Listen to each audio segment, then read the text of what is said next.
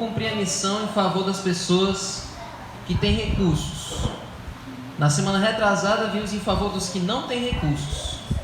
Às vezes a gente acha esse tema mais fácil de trabalhar, porque a maioria das pessoas são assim, a maioria das pessoas, são necessitadas.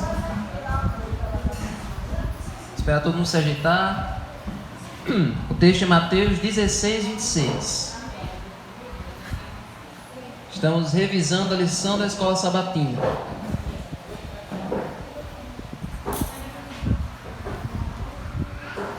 Mateus 16, 26. Missão em favor dos poderosos. Vamos ler? Diz assim: do que adiantará uma pessoa ganhar o mundo inteiro e perder a sua alma? Ou o que dará uma pessoa em troca da sua alma? Então esse é o verso que define a lição da semana passada. Não adianta a pessoa ter tudo nessa vida, ganhar todo tipo de riquezas, mas não ganhar a sua salvação. Então foi isso que nós vimos em várias histórias ao longo da semana passada. Vimos várias histórias de homens e pessoas ricas na Bíblia e como foi que Deus trabalhou para a salvação dessas pessoas ricas. A primeira história que nós vimos é de um rei muito poderoso que conquistou o povo de Israel, um rei muito rico. E a história da conversão dele na Bíblia é uma das melhores histórias de conversão que tem na Bíblia. A história desse rei, o nome desse rei é Nabucodonosor. Ele foi um dos reis mais ricos que já existiram. Como foi que Deus trabalhou para converter o rei Nabucodonosor? Se a gente for olhar na Bíblia, lá no livro de Daniel, vamos abrir o livro de Daniel, lá conta do capítulo 1 até o capítulo 5, o passo a passo da conversão de Nabucodonosor, que inclusive o passo a passo que Deus usou são os mesmos passos que Deus usa para conquistar cada um de nós. Daniel, se nós passarmos aqui capítulo por capítulo, o livro de Daniel, do 1 até o 4, a gente percebe 5 estratégias de conversão que Deus usou para transformar Nabucodonosor. A primeira estratégia de Deus está aí no capítulo 1. Daniel e os amigos dele foram para a Babilônia, foram lá para a corte do rei Nabucodonosor. Aí vocês sabem toda a história. Teve aqueles testes, Ofereceram ali aquelas comidas imundas para Daniel e seus amigos comerem, mas eles rejeitaram. Fizeram outros testes e descobriram que Daniel e seus amigos, eles foram achados mais inteligentes do que os outros sábios que tinha na Babilônia. Então a primeira estratégia que Deus usou foi Nabucodonosor ver o testemunho daqueles servos de Deus. Ou seja, Nabucodonosor viu a transformação na vida de outras pessoas. Vamos ver, olha, capítulo 1, vamos ver aí o verso 18 ao 20. Ao final do tempo determinado pelo rei para que os jovens fossem levados à sua presença, o chefe dos eunucos os levou à presença de Nabucodonosor. Então o rei falou com eles, e entre todos, 1:19, e entre todos não foram achados outros como Daniel, Ananias, Misael e Azarias. Por isso passaram a servir o rei. Em toda a matéria de sabedoria e inteligência sobre o que o rei lhes fez perguntas, os achou 10 vezes mais sábios, na Bíblia de vocês mais antiga, doutos, do que todos os magos e encantadores que havia em todo o seu reino. Então essa foi a primeira estratégia de Deus. Deus mostrou para Nabucodonosor a vida daqueles jovens como um testemunho. Mas mesmo assim, com essa estratégia o rei não se converteu. Mas Deus continuou insistindo. E aí no capítulo 2, tem aquele famoso sonho da estátua. Que naquele sonho Deus disse para Nabucodonosor assim, olha, o seu reino é poderoso, mas ele vai passar. Vai vir outro reino depois do seu. E depois desse outro reino vai vir outro, depois outro. Ou seja, a glória do ser humano é passageira. O seu reino vai ser passageiro. Para mostrar para Nabucodonosor que ele devia depender de Deus. Mas vamos ver o que aconteceu. Deus mostrou o sonho e a interpretação. E agora olha o capítulo 2, verso 46 ao 48. Daniel contou o sonho para o rei, disse a interpretação. E qual foi a reação de Nabucodonosor? Então o rei Nabucodonosor se inclinou e se prostrou com o rosto em terra diante de Daniel. Ordenou que oferecessem a Daniel uma oferta de cereais e incenso. E o rei disse a Daniel: certamente o Deus que vocês adoram é o Deus dos deuses e o Senhor dos reis. Ele é quem revela os mistérios, pois você foi capaz de revelar esse mistério. E o verso 48 até o 49 fala que Nabucodonosor promoveu Daniel e seus amigos. Mas aí vocês acham, então aqui Nabucodonosor se converteu, porque ele disse: olha, o Deus de vocês é o Deus dos deuses, é o Deus que manda e desmanda. Quem lê assim ligeiro pensa que foi aqui que Nabucodonosor finalmente se rendeu. Mas por que Nabucodonosor não se converteu aqui no capítulo 2? Porque logo depois do capítulo 2 veio o capítulo 3. Tá, né? E o que foi que aconteceu no capítulo 3? Verso 1. O rei Nabucodonosor fez uma imagem de ouro que tinha 27 metros de altura e 2,70 metros de largura, que ele levantou na planície de Túria, na província da Babilônia. Então por que ele não se converteu? Porque depois daquele sonho, que Deus disse que o reino dele ia passar para outra pessoa, aí ele pensou assim: não, eu não vou deixar passar. No sonho eu era só a cabeça de ouro, pois agora eu vou mandar construir uma estátua toda de ouro, para mostrar para Deus e para o mundo que o meu reino não vai passar. Então Nabucodonosor ainda estava duro lá no coração dele, ele ainda estava rebelde. E aí que Deus usou aí a próxima estratégia, aí no capítulo 3. A primeira foi o testemunho daqueles jovens. A segunda foi o sonho da estátua. E a terceira está aí no capítulo 3. O rei mandou construir aquela estátua, mandou que todo mundo se curvasse diante daquela estátua para adorar. E quem foi que não se curvou? Os 3 amigos de Daniel. Eles não se curvaram diante daquela estátua. E o que foi que aconteceu com eles? Por eles não se curvarem, eles foram jogados na fornalha. E olha quem foi que apareceu. No capítulo 3, olha aí o verso 24. Em seguida, o rei Nabucodonosor, muito espantado, se levantou depressa e perguntou aos seus conselheiros: não eram 3 os homens que amarramos e jogamos no fogo? Eles responderam: é verdade, ó rei. Mas o rei disse: eu, porém, estou vendo 4 homens soltos andando no meio do fogo. Não sofreram nenhum dano, e o aspecto do quarto é semelhante a um filho dos deuses. Amém. Então, a terceira estratégia foi Deus aparecer em pessoa para Nabucodonosor. Nabucodonosor viu o livramento daqueles jovens e viu Deus em pessoa. Jesus estava ali na fornalha junto com os 3 amigos de Daniel. Amém.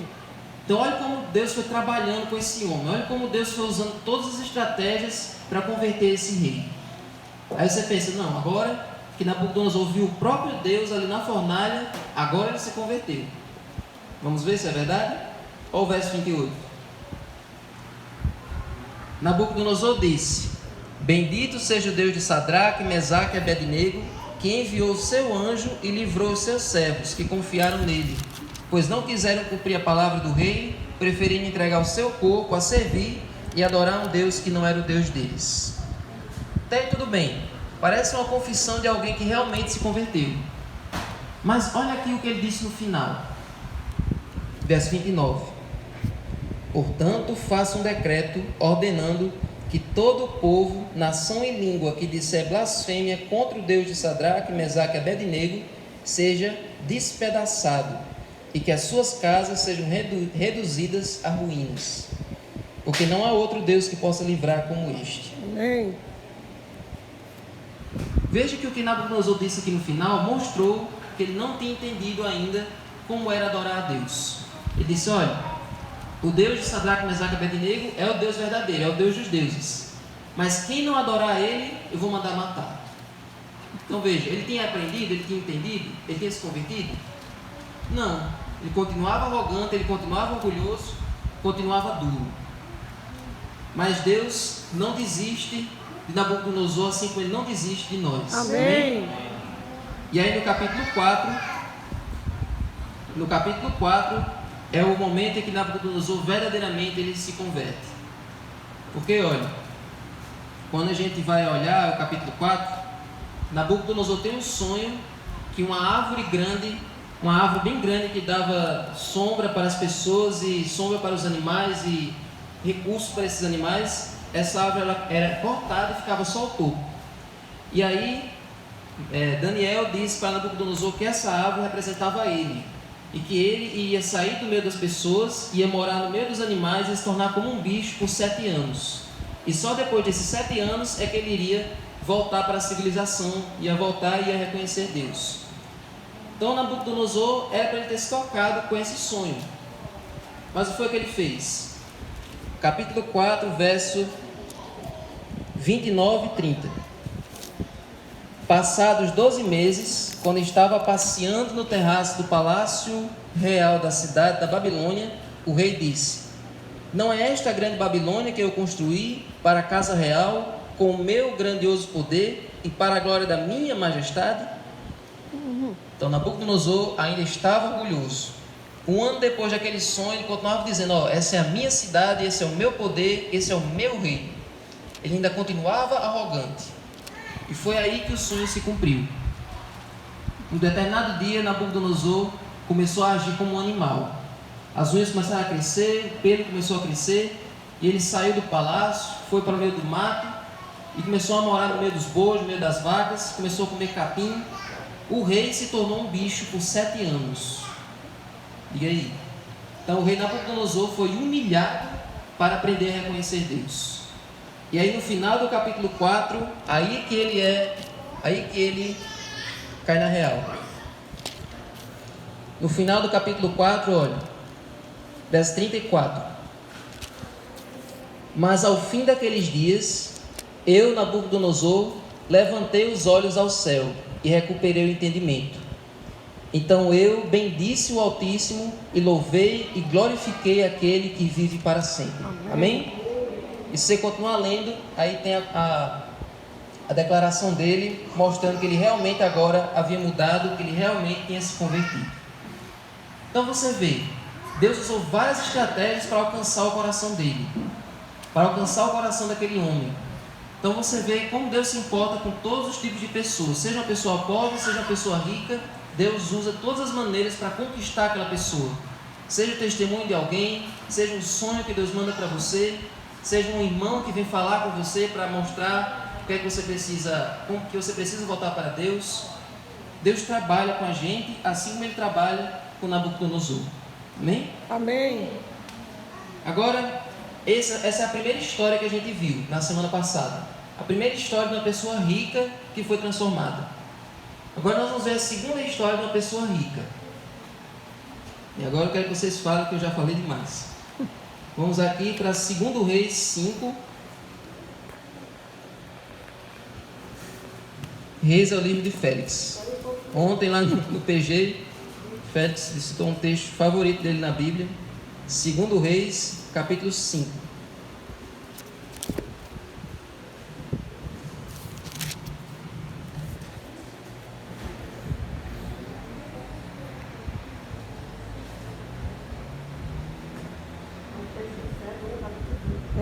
Guerras, terremotos, são contra... O texto de Félix é lá no capítulo 20. 2 Reis 5. Outra história de uma pessoa rica que foi transformada. Mas por que a gente está estudando sobre rico, Davi? Aqui não tem ninguém rico. Mas a missão de Deus não é só para as pessoas necessitadas, é para todas as classes sociais. Para todos nós alcançarmos todas as classes, todas as pessoas que tiverem contato conosco. 2 Reis 5. Nós não vamos ler o capítulo todo, mas só resumindo aqui para vocês. Aqui é a história de Naamã, aquele comandante de um exército que era inimigo do povo de Deus. Todos vocês conhecem a história de Naamã, né? E aí ele era leproso, olha aí. Versículo 1.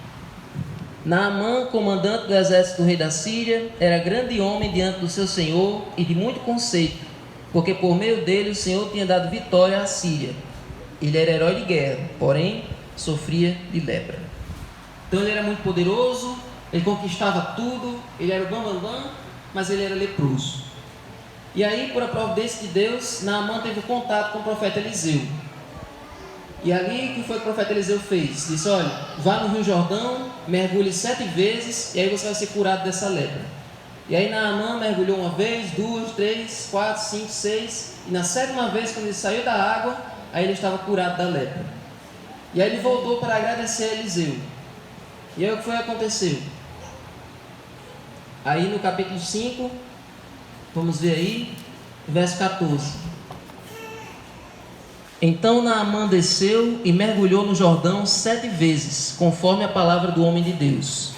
E a sua pele se tornou como a pele de uma criança e ficou limpa. Então aí está a cura de Naamã. Aí ele volta, agradece a Eliseu. E o que é que ele diz a Eliseu? Aí olha, no verso 17 e 18, tem um pedido de Naamã, que é um pedido que eu quero que vocês comentem. O que é que vocês acharam desse pedido dele? É um pedido um tanto inusitado. Verdade. Verso 17 e 18. Então Naamã disse a Eliseu: se você não quer, então eu peço que seja permitido a este seu servo levar 2 mulas carregadas de terra, porque este seu servo nunca mais oferecerá holocausto nem sacrifício a outros deuses, a não ser ao Senhor. Então você entendeu o que foi que ele pediu aqui? Ele disse: Eliseu, eu vou voltar para o meu país, mas o Senhor deixa eu levar aqui 2 basquetes cheias de terra daqui de Israel, para eu colocar lá no meu país, para quando eu orar, quando eu for me ajoelhar para orar, eu me ajoelhe em cima da terra de Israel. Veja como foi o pedido dele. Eu quero levar a terra de Israel lá para o meu país, para quando eu for orar, eu orar em cima da terra de Israel. O que é que vocês acharam do pedido dele? Quem falou? Pedido humilde, né, James? Deixa alguém mais falar. O que é que vocês acharam do pedido dele? Ele pediu, olha, deixa eu levar aqui terra de Israel lá para o meu país, para eu derramar no chão, quando eu for orar, eu me ajoelhar em cima da terra de Israel. Eu não quero me ajoelhar em cima da terra do meu país, eu quero me ajoelhar em cima da terra de Israel. O que é que vocês acham desse pedido?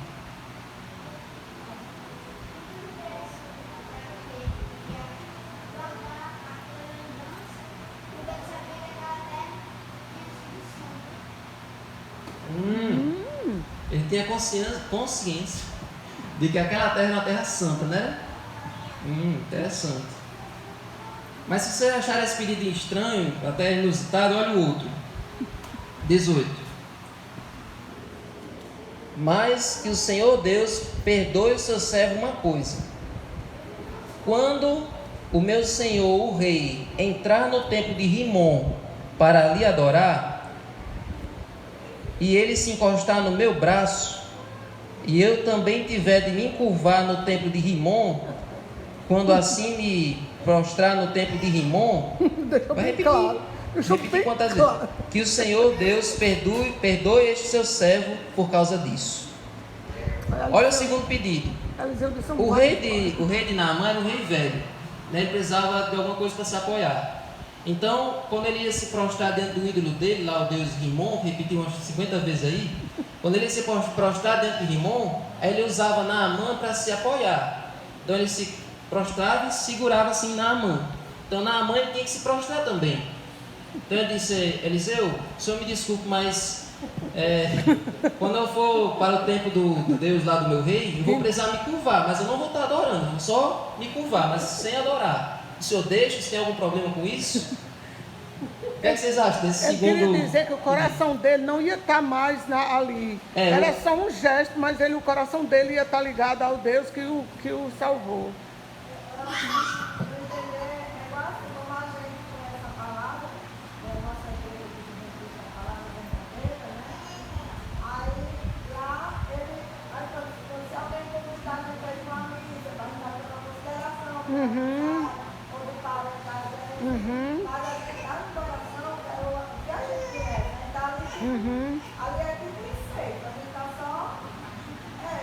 Pela consideração pelas pessoas.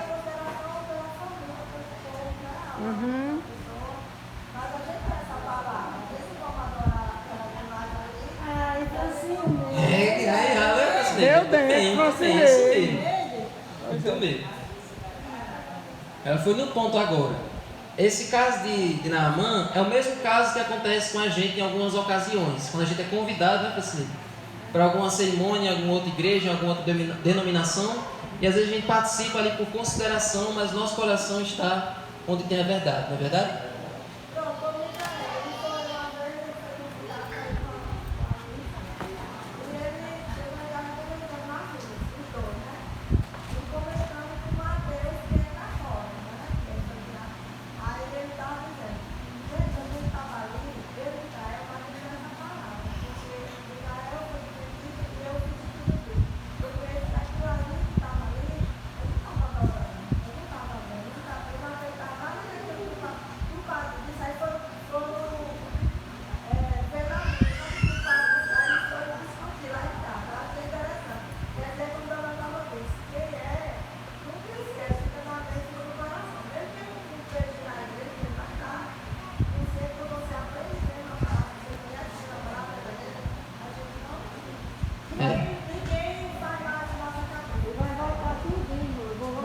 Vou voltar tudinho.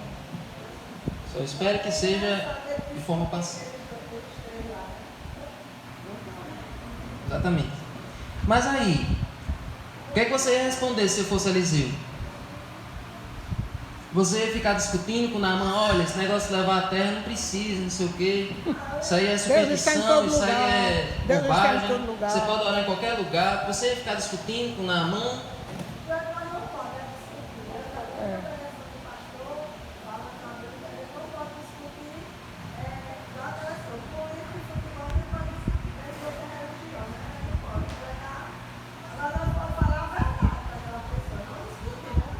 Exatamente. A melhor maneira de conquistar é respeitoso.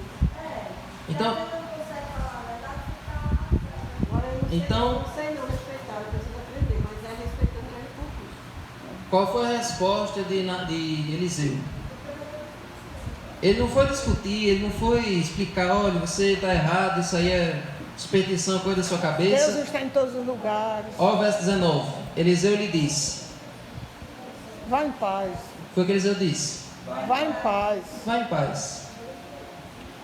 Por que Eliseu não foi discutir? Por que Eliseu só disse, vá, e depois você aprende?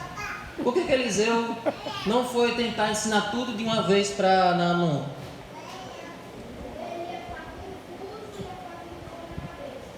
Olha aí, exatamente. Eu acabado de conhecer. Pois é.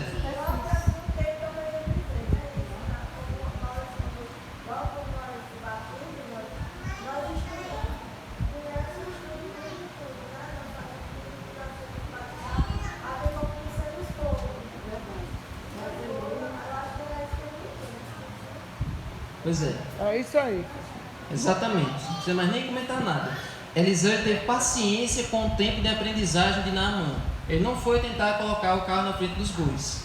Ele foi dando tempo para Naamã e assimilando tudo que ele presenciou ali. Certamente Naamã, com o tempo, ele ia descobrir que quando ele orasse em qualquer lugar e Deus ouvisse, ele ia perceber que Deus está em todos os lugares. Até porque, além disso tudo que eu não mencionei para vocês, é porque tinha uma missionária lá na casa de Naamã que ia ensinar tudo para ele. Era. Quem era? Era uma menina. Uma vez que Naamã foi fazer uma batalha na Israel, ele levou uma menina escrava. E aí Naamã era leproso e tal. E aí essa menina lá na casa de Naamã, ela era uma serva lá da casa. Mas ela disse para a mulher de Naamã, olha, tem um profeta lá em Israel que se for lá, ele vai curar você dessa lepra. Então aquela menina era uma evangelista ali na casa de Naamã. Então por isso que Eliseu não foi entrar em detalhes ali para não confundir, como Davi disse, a cabeça de Naamã. Quem ia trabalhar ali, provavelmente para a conversão dele, seria aquela menina. Ela seria uma evangelista ali na casa dele. Quem ia complementar os estudos era a menina. Era a menina. Tem duas partes importantes também, que era a comunhão dele com Deus, que ele tem que aprender. A maior parte do estudo, eles só são solidificados na nossa vida quando a gente tem um relacionamento com ele, né, com Deus. E a outra parte que Eliseu esperava era o trabalho do Espírito Santo. E a gente às vezes limita o trabalho do Espírito Santo e encher o receptáculo de informação. E aí ele tem que ter um relacionamento com Deus e ele vai ter consciência sozinho de várias coisas. Uhum. Exatamente. O Eliseu ali foi como um pastor. A gente dá os estudos, leva o pastor muitas vezes na casa da pessoa, faz uma visita, faz a ficha batismal, a pessoa conversa ali alguma coisa com o pastor, tira alguma dúvida que ainda resta, é batizado, mas depois o pastor vai cuidar das outras 17 igrejas e a pessoa fica, com quem que ele vai aprender? Com a sua comunhão, com a sua busca, com a sua oração, com os cultos na igreja, com os outros irmãos. Né? Pois é. Outro rico agora. Outro rico. João 3. Um rico de noite buscou a Jesus. João 3. Vamos ler aqui alguns versos. João é o quarto evangelho do Novo Testamento. Então saímos agora do Antigo e vamos para o Novo. Nós já vimos um rei, um general, e agora nós vamos ver um doutor. Só pessoa de dinheiro. João capítulo 3.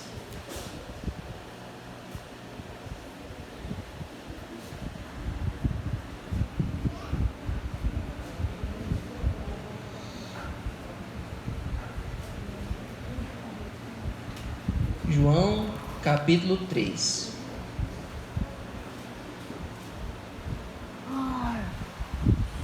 Diz assim, João 3, vamos aí o verso 1. É o evangelho, não as cartinhas. As cartinhas ela pede Apocalipse. É o evangelho de João, o quarto evangelho.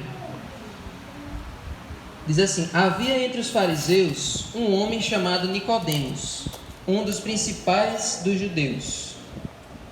É o verso 2. Este de noite foi até Jesus, e aí começa a conversa aí. Mas quem era Nicodemos? Nicodemos era um doutor da lei. O que era isso? Ele era um fariseu. Era como se ele fosse um professor lá dos judeus. Alguém muito estudado, era um doutor, alguém, né? Então, ele achava interessante a forma como Jesus falava. Ele queria conhecer Jesus, ele queria ali ter um momento com Jesus. Só que se ele fosse encontrar Jesus de dia, num lugar público, aí ele ia ser linchado, né? Ele ia perder o posto dele, porque as pessoas os outros doutores da lei não gostavam de Jesus. Então ele disse: olha, eu tenho que me encontrar com Jesus, mas vai ser escondido. Eu vou me encontrar com ele de noite, num lugar reservado, só eu e ele. E ali Nicodemos foi se encontrar com Jesus. Aí ele disse aí no verso 2: Rabi, sabemos que o Senhor é mestre, vindo da parte de Deus, porque ninguém pode fazer esses sinais que o Senhor faz, se Deus não estiver com ele. Então Nicodemos disse: olha, a gente sabe que o Senhor é da parte de Deus, porque tudo isso que o Senhor faz não é normal, isso aí é usado por Deus. Mas aí Jesus não vai florear, ele vai direto ao ponto. Verso 3: em verdade lhe digo, que se alguém não nascer de novo, não pode ver o reino de Deus. Então Jesus disse: olha, o segredo é você nascer de novo. Se você não nascer de novo, você não vai entrar no reino de Deus. Então, Nicodemos provavelmente entendeu o que Jesus disse, mas ele tentou desconversar, tentou manter a pose. Aí é o verso 4. Nicodemos perguntou: como pode um homem nascer sendo velho? Será que pode voltar ao ventre materno e nascer uma segunda vez? Então ele já tentou desconversar, tentou fugir da conversa, tentou não levar a sério o que Jesus disse. Mas ao verso 5, Jesus respondeu: em verdade lhe digo, quem não nascer da água e do Espírito não pode entrar no reino de Deus. Então aí agora Jesus deixou claro para ele: você precisa nascer de novo. Não adianta todo esse seu conhecimento. Não é o conhecimento que você tem que vai levar você para o céu, que ele vai levar você para o reino de Deus. Você precisa nascer de novo. Então isso foi uma coisa muito chocante para Nicodemos. Nicodemos passou a vida toda estudando. Ele era um doutor, era alguém assim inteligente. E ele achava que o fato dele conhecer a lei todinha, de cor salteado, era aquilo que ia levar ele para o céu. Quando eu falo a lei todinha, sabe o que é? Pentateuco. É esses 5 primeiros livros da Bíblia. Ele sabia de cor. Você sabe quais são os 5 primeiros livros da Bíblia? Quais são? Vocês lembram? Qual é o primeiro livro da Bíblia? E o outro? E o outro? E o outro? E o quinto? Você já viu o tamanho desses livros? Você já viu na Bíblia assim qual é o tamanho desses livros? Pois é, esses livros, ele sabia de cor. Se você perguntasse o que é que está lá em Números 17:3, ele sabia. Não tinha os números, nem os capítulos, nem os versículos, né? Mas ele sabia de cor aqueles 5 livros. Ele achava, ó, sabendo isso de cor, sabendo interpretar, pronto, isso aí vai me levar para o céu. Mas por que isso não ia levar ele para o céu? Por que isso aí não era garantia de nada? Porque ele não fazia igual ele não vai fazer. Ele simplesmente só conhecia e achava que bastava. Conhecimento pessoal. Vou fazer um comentário? Nós vimos que para cada um desses ricos, cada classe foi alcançada de um jeito diferente. O rei, incrédulo e poderoso, Deus usou várias estratégias. O testemunho, a revelação, né? Para cada um desses ricos, Deus usou uma estratégia diferente. O primeiro que foi o rei incrédulo e poderoso, Deus usou o testemunho dos jovens, Deus usou a revelação em sonho, Deus até chegou ao ponto de fazer ele se tornar um animal para ele reconhecer Deus. E foi um processo longo e doloroso para Nabucodonosor. O Naamã, que era um oficial de guerra, um homem de poder civil, militar, Deus usou a menina e o profeta, né? Também com estratégia diferente, a estratégia da cura, da atingir o ponto que ele precisava mais. Agora, quando chega no religioso, aí não tem estratégia nenhuma. Aí é como você diz, Jesus não floreou, Jesus deu direto. Ou nasce de novo, ou não adianta nada. Exatamente. Naamã precisava realmente nascer de novo, precisava realmente se entregar, se transformar totalmente. Nicodemos, na verdade. Mas aí a gente lê o capítulo 3, e aí Jesus e Nicodemos continuam conversando. E aí você pensa, será que Nicodemos ele aceitou nascer de novo? Será que Nicodemos levou a sério isso que Jesus falou? Quando a gente continua lendo a história de Jesus, Nicodemos aparece só algumas vezes, mas parece que não se converteu, parece que ele não atendeu o que Jesus disse. Não diz que Nicodemos se juntou aos discípulos de Jesus. Mas olha em que momento Nicodemos se converteu. Capítulo 7. Ou melhor, capítulo 19. Em que momento Nicodemos realmente ele se posicionou ao lado de Jesus?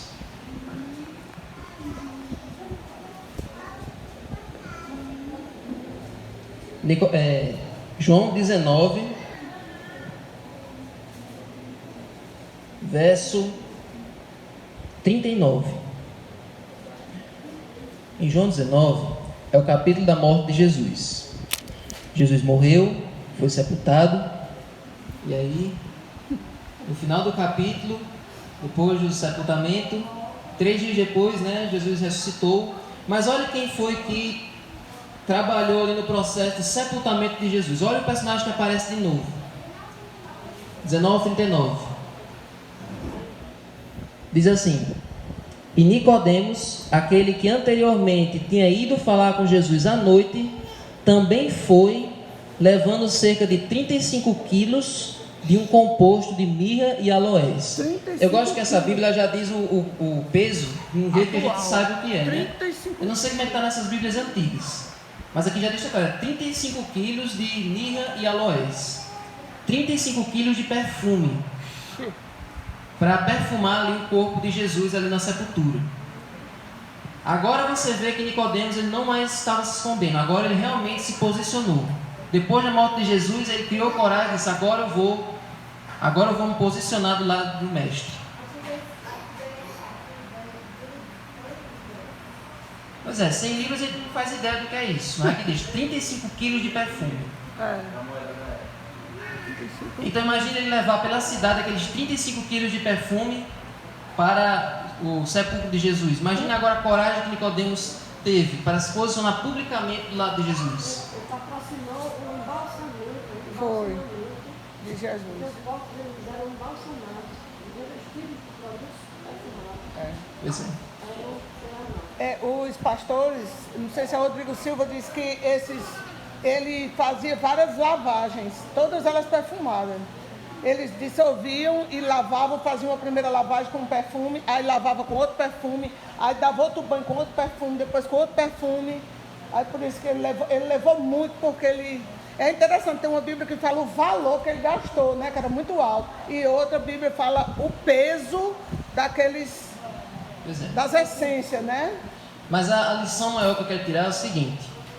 Você vê em que momento Nicodemo se converteu mesmo. Qual foi o momento que ele se converteu? Depois que Jesus morreu. Não foi lá na hora, lá naquela noite. Não foi enquanto Jesus estava vivo. Foi só depois que ele morreu.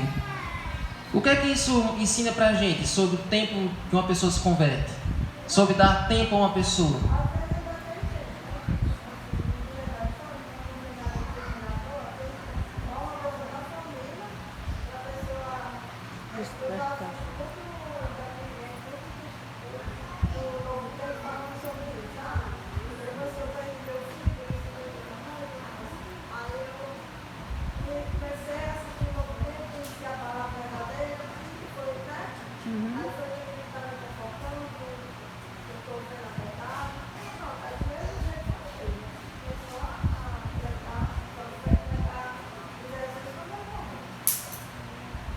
Tudo bem, exatamente. Depois da morte de Jesus, né, que ele se tocou. Ele assumiu o processo, ele ficou no camarote. Foi, desde aquela noite, ele já estava decidido. Esse é o Messias, esse é o Filho de Deus. Só que ele não se manifestou, ele não se declarou para não ser expulso do Sinédrio, para ele não ser linchado enquanto Jesus estava vivo, né? Mas depois da morte de Jesus, nada disso mais importou para ele. Agora ele se manifestou, agora ele se declarou do lado de Jesus, né? Providenciando ali os perfumes para o sepultamento. Mas agora vamos só ver mais duas histórias bem rápidas para a gente terminar. 2 ricos, que Jesus falou com esses 2 ricos, mas os 2 deram respostas diferentes. Vamos ver? Toda vez que a gente estuda sobre rico, a gente fala desse jovem. Que ele não tem nome, o nome é jovem rico. Mateus 19.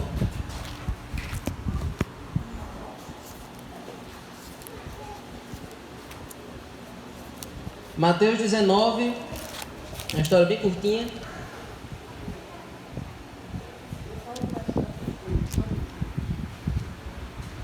Mateus 19 conta ali a história do jovem rico. Aquele jovem foi até Jesus e disse: Jesus, o que é que eu preciso fazer para ter a vida eterna? E aí Jesus perguntou.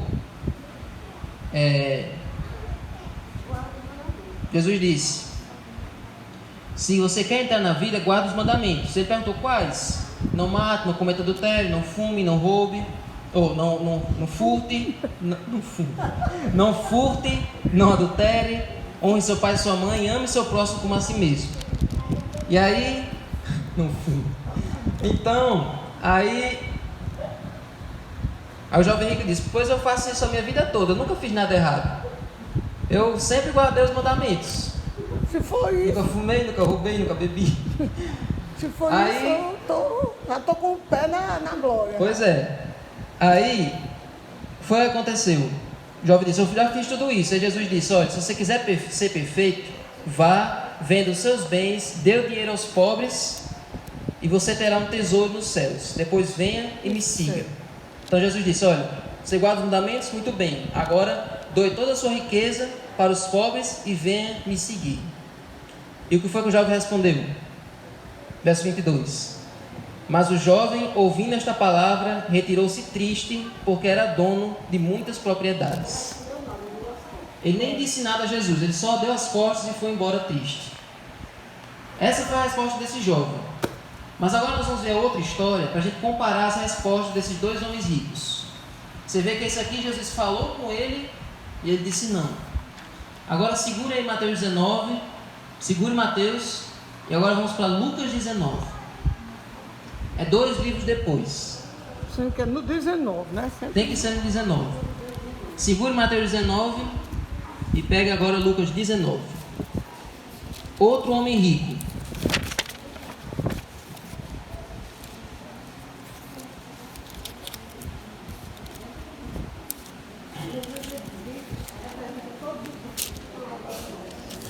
Pense que esses ricos são todos os ricos que nós conhecemos. Ou os que Tem acham ricos que são como Nabucodonosor. Tem ricos que são como Naamã. Tem ricos que são como Nicodemos. E tem ricos que são como aquele jovem rico e como esse outro personagem agora que a gente vai ler.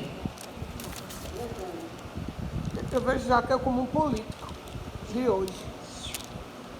Lucas 19 fala a história de um publicano, de um coletor de impostos, o nome dele era Zaqueu. Um homenzinho que pegava aquilo que não era seu. Lucas 19 diz aí que Zaqueu estava querendo ver Jesus. Ele estava querendo se encontrar com Jesus, só que ele era pequeno. Aí ele subiu numa árvore, Jesus estava passando por ali. Aí Jesus desce daí, Zaqueu, que eu quero ir para sua casa hoje. E aí Jesus foi para a casa de Zaqueu, almoçou com ele. Aí olha aí o verso 6 ao 8. Zaqueu desceu depressa e o recebeu com alegria. Todos que viram isto murmuravam, dizendo que Jesus tinha se hospedado com um homem pecador. Agora olha o verso 18. Zaqueu, por sua vez, se levantou e disse ao Senhor. Verso 8. Senhor, vou dar a metade dos meus bens aos pobres. E se extorquir alguma coisa de alguém, vou restituir 4 vezes mais. Amém. Agora eu pergunto, Jesus pediu para ele fazer isso? Não. Jesus fez alguma pergunta? A única coisa que Jesus tinha dito para Zaqueu até aí era, eu vou comer na sua casa. E depois Jesus disse mais nada. E Zaqueu pegou e disse isso. Agora eu pergunto para vocês, agora para vocês comentarem. Por que para o jovem rico, Jesus pediu para ele doar os seus bens? E por que para Zaqueu Jesus não disse nada?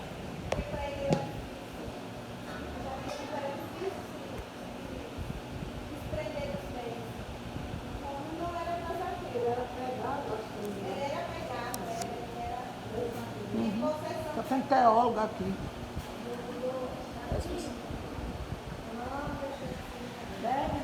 Mexi na ferida dele. Uns que são apegados e outros não. É.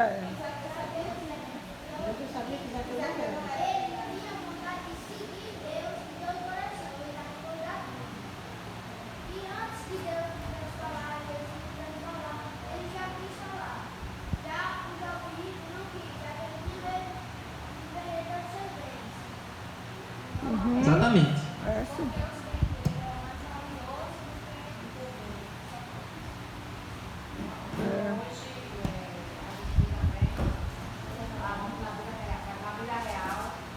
Essa vida aqui é surreal. A vida real, também tem muita gente que tem condições financeiras e elas não procuram a igreja porque justamente por isso. Elas não querem devolver o dízimo e elas acham que se for para a igreja vai meter a mão no que é deles. Quer dizer, no bolso deles, né? É onde dói mais. Então, muitos, não são um nem dois, eu conheço vários, que estão dando e não vai por esse motivo. Porque tem bens que não vai por esse motivo, para não devolver isso, para não. Esses são os diabos. Eu escuto isso direto, porque pra que você vai devolver o dízimo se Deus não precisa nada, ele é dono de tudo. Só que dar o dízimo não é uma questão de Deus precisa, é eu que preciso. Isso! Aqui. Exatamente. Maria. Davi, não se preocupe quando você não vier. As teólogas tomam de conta, Tá viu? bom, tá Joyce para passar, Francineide vai... Joyce passa domingo, Francineide passa segunda, Tereza passa terça, Davi passa quarta. Francineide. Pra que eu? Pois é. É, mano, faz tempo já. Já fez muita lição, fez? Eliette passa quinta, Você fez né? muita lição. Agora não vai ter o vídeo. Vai ter lição. Aí, ó, tem uma teóloga aqui, ela pega e dá a lição. Pra que você deu a lição? Você é uma teóloga aí, uma doutora. E, Ela está acompanhando com o Neumastina. Ah. Francineide. Bulhona.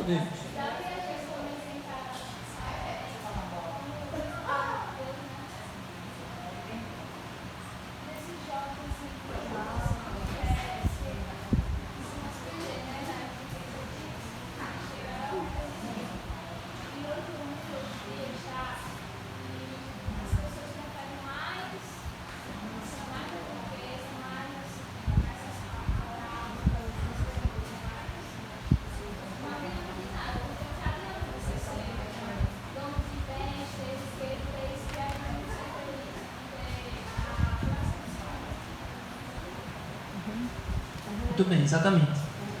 Então gente, para terminar, foi exatamente isso tudo que vocês falaram. Jesus não precisou perguntar nada a Zaqueu, porque Zaqueu já sabia que aquelas riquezas não preenchiam. E por isso que ele se desprendeu. Ele disse, olha, eu vou devolver tudo que eu roubei 4 vezes mais. Em juros. Para todos aqueles que eu prejudiquei. Então, gente, os ricos são a classe também a ser alcançada. Olha o que Ellen White diz. Muito se fala quanto ao nosso dever para com os pobres. Mas não se deveria também dar alguma atenção aos ricos negligenciados? Muitos consideram essa classe um caso perdido. Os pobres ainda tem jeito, mas os ricos são totalmente duros, eu não posso pegar para eles. Milhares de ricos têm ido ao túmulo sem advertência. Mas por mais indiferentes que pareçam, muitos entre eles são almas oprimidas. Mesmo tendo dinheiro, eles ainda têm ali a sua preocupação. Muitos. Mas aí o problema é que o que é que acontece com uma mensagem dessa? Muita gente pensa, mas eu sou pobre e os ricos não ligam para nós. Essa mensagem aqui não serve para a gente. Essa mensagem aí não é para a minha realidade, não é para o meu dia a dia. Mas você tem que entender que a salvação não é só para os pobres, é para todas as classes, é para todas as pessoas. Jesus não morreu só para os desamparados, mas também para aqueles que têm condições. Porque todos, tendo condições financeiras ou não, a Bíblia diz que nós somos pobres de espírito, que nós precisamos da riqueza de Deus, nós precisamos ser abastecidos pela salvação. Amém? Amém. Porque essa mensagem é justamente para nós, porque para que a gente não desista dele. Porque se a gente que conhece desistir porque eles são burros, porque eles não querem a palavra e a gente desistir, aí o que não vai valer a pena, né? Buscar a palavra de Deus. Exatamente. Então, para terminar, já é para ter terminado, mas olha, qual é o desafio da semana? Na quinta-feira. Desafio: adicione à sua lista de oração diária algum incrédulo, ou seja, alguma pessoa que ainda não conhece, né? Que esteja em posição de poder, alguém com quem você possa entrar em contato. Ou seja, coloque na sua agenda de oração uma pessoa que você sabe que é muito influente, uma pessoa que é muito importante, muito rica, que você quer que essa pessoa se converta. Então olhe para essa pessoa. Falou triste? Não precisa ser amizade, não. É acesso, você tem acesso. Não é isso. Não precisa ser magnata também não. A pessoa... Não se trata de rico, não. Se trata de pessoa que está no poder. Por exemplo, você vai nesses lugares de saúde, por exemplo, tem as autoridades, a gente precisa falar com a autoridade. Não é só de riqueza financeira, é de status de poder também. O prefeito, o secretário. Às vezes é justamente o egoísmo. Só basta ela ser egoísta e achar que a palavra de Deus ela não precisa, que o que ela tem, ela é suficiente. Já é um obstáculo. Eu vivo isso todo dia. Pois é. Então, olha, o outro desafio: envie uma carta ou um e-mail. Acho que essa lição é um pouco antiga, mas envie uma mensagem para essa pessoa, para alguém em posição de poder, mesmo que você nunca tenha visto essa pessoa, e diga que está orando por ela. Então, olha, além de orar, coloque em ação também. Diga que você está orando por essa pessoa. Que a gente muitas vezes não tem acesso à rede social da pessoa importante, mas você pode mandar O e-mail. um e-mail e chegará aquela pessoa. Então vamos ficar de pé? Vamos orar? Agora você não vai ter a massa para fazer isso. Vamos orar? Senhor Deus, aqui, Senhor, terminamos essa lição maravilhosa com temas importantes para a nossa vida. Sim, Deus. E agora, Senhor, entendemos que o Senhor nos deu uma missão para todo tipo de pessoa. Verdade. Nós estudamos na outra semana sobre missão em favor dos pobres, e nós sabemos que o Senhor se fez pobre para viver no meio de nós, para se identificar o máximo com a raça humana. Mas o Senhor também ministrou em favor dos ricos, em favor daqueles poderosos, daqueles que têm tudo, mas o coração deles está vazio. Aqueles que parecem felizes com as suas riquezas, mas o coração deles está triste porque está longe de Ti. Nos ajuda, Senhor, a nós, mesmo aqui alguns sendo pobres, necessitados, mas que estão contentes com o que têm, porque tem o Senhor. Amém. Ajuda a cada um de nós a sermos testemunhos testemunhos para essas pessoas. Sim, Deus. Fica com essa igreja, fica com cada um de nós, que essa lição não saia do nosso coração.